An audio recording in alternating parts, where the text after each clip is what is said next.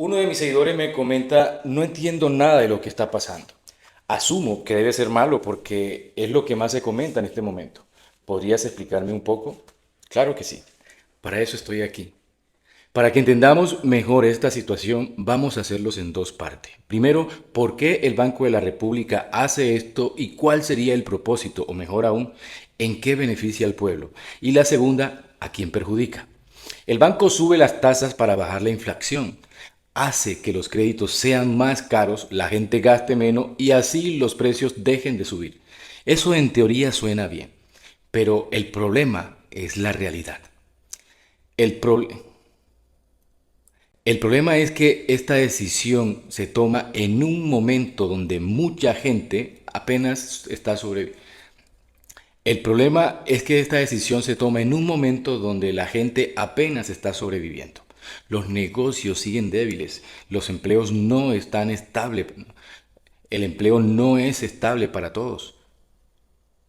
El empleo no es estable para todos. Entonces, subir la tasa en este contexto es como decir, vamos a enfriar la economía. Como, vamos a enfriar la economía cuando hay personas que ni siquiera han podido calentarse. Y ahí es donde la decisión deja de ser técnica y empieza a ser cuestionable. ¿Por qué sí? No. Porque sí, controla la inflación, pero también puede frenar el crecimiento, afectar el empleo y golpear al que menos tiene. Aquí viene algo interesante. ¿Por qué el gobierno del innombrable y asqueroso Iván Duque, que la, ¿por qué en el gobierno del innombrable y asqueroso Iván Duque, que la inflación estaba por el cielo, no sucedió esto, sino más bien favoreció a ese gobierno? No sucedió esto, sino que más bien favoreció a ese gobierno nefasto porque hubo más flexibilidad en ese momento que ahora. Antes se permitió acelerar, incluso con riesgos. Ahora se decide frenar cuando muchos aún no se recuperan o están en el proceso de que por primera vez en su vida pueden tener un negocio próspero. Eso genera una pregunta válida e importante. ¿Se está aplicando el mismo criterio en todos los momentos? El banco tiene una lógica técnica, sí, pero eso no lo hace inflable, ¿no? Pero eso no lo hace infalible ni incuestionable. Porque al final, estas decisiones no sienten, porque al, fin, porque al final, estas decisiones no se sienten en los libros. Porque al final estas decisiones no se sienten en los libros, se sienten en el bolsillo de la gente, de los más pobres, del que vive del día a día, de los de a pie.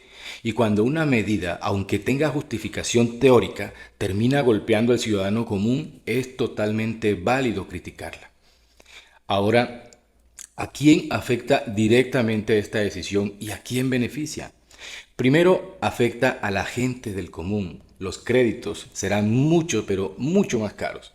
Vivienda, motos, negocios.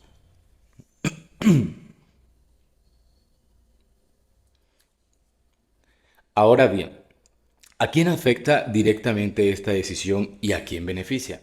Primero, afecta a la gente del común, a los de a pies, a los nadie. ¿Por qué? Porque los créditos serán mucho más caros. Porque los créditos serán mucho más caros. Porque los créditos serán mucho más caros. Créditos para vivienda, moto, negocio, en fin, más difícil acceder a oportunidades. Menos consumo, menos movimiento económico. En pocas palabras, la vida se vuelve más cara y más limitada. Segundo, por otra parte, pequeños negocios y emprendedores, pedir dinero prestado se vuelve casi imposible. Menos ventas porque la gente compra, ¿no?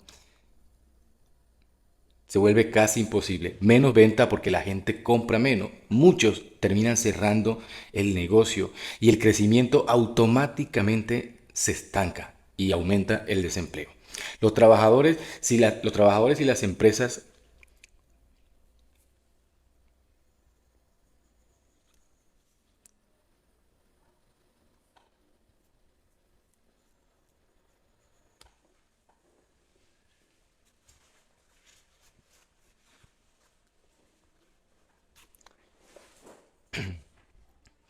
Los trabajadores y las empresas también van a tener cierto, ¿no?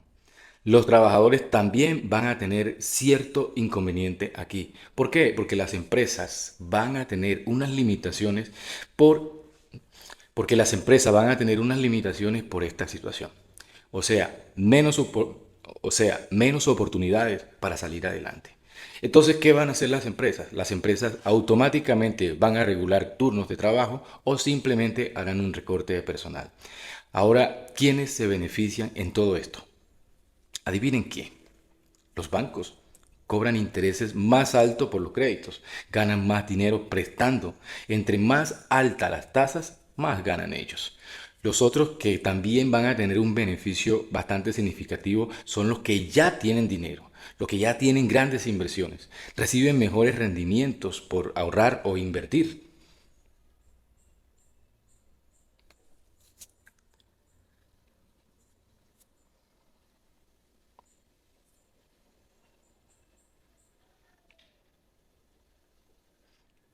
Su plata crece más rápido, sin hacer mucho esfuerzo. El que tiene capital gana más, el que necesita dinero paga más. En conclusión, señores, esta decisión no es neutral. Esta decisión no es sistemática. ¿No? En conclusión, señores, esta decisión no es neutral. Esta decisión es esta decisión es calculada. Es, esta decisión es calculada, es malintencionada. Golpea más al que tiene menos porque el objetivo es golpear más al que tiene menos y beneficiar más al que ya está fuerte económicamente. Imagínate esto. El país es una carretera, ¿no? Imagínate esto. El país es una carrera. Hay gente que va corriendo y otros apenas caminando. Subir las tasas es como ponerle peso extra al que va caminando y al mismo tiempo darle ventaja al que ya va adelante. Si el banco busca controlar la inflación, pero el costo de esta decisión no lo pagan todos por igual, la termina pagando el trabajador, el emprendedor, el que lucha día a día y todos aquellos que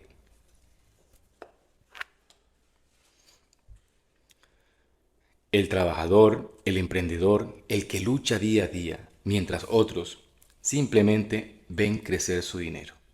Aquí es donde algunos salen a decir que el aumento del salario mínimo fue el culpable de todo esto y no es tan cierto. No. Aquí es donde algunos detractores, algunos inútiles, algunos estúpidos uribistas salen a decir que el aumento del salario mínimo fue el culpable de todo esto. Y están muy equivocados. Pero hay algo, ¿no? Pero hay que dejar algo muy claro.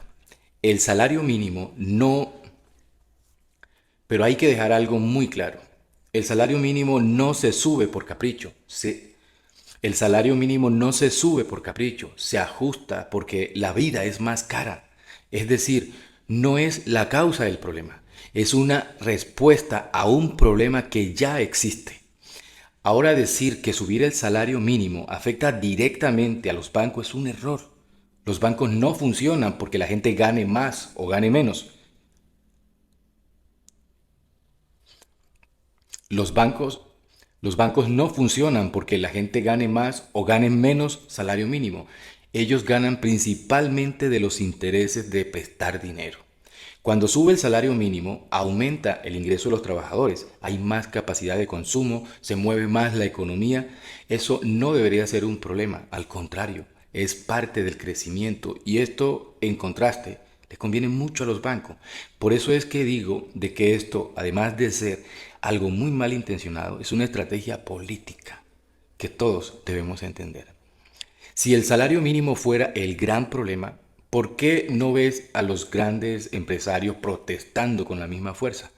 Porque el discurso se repite más entre la misma gente del común, entre la misma gente pobre, la gente de estrato medios o aquellos que apenas están teniendo un emprendimiento pequeño. Porque muchas veces ese argumento se replica sin analizarlo. Se instala la idea de que si el, se instala la idea de que si el pobre gana más, todo se daña. cuando en realidad el problema no es que el pobre gane más o gane menos, el problema es cómo está estructurada la política con la economía. Y esto venimos observándolo con tanta delicadeza y tanto temor desde muchos gobiernos atrás. Y hasta ahora es que se están viendo resultados positivos. Hacer que los pobres tengan este impacto negativo es trabajar sus mentes y sus intereses personales. Porque mantener los intereses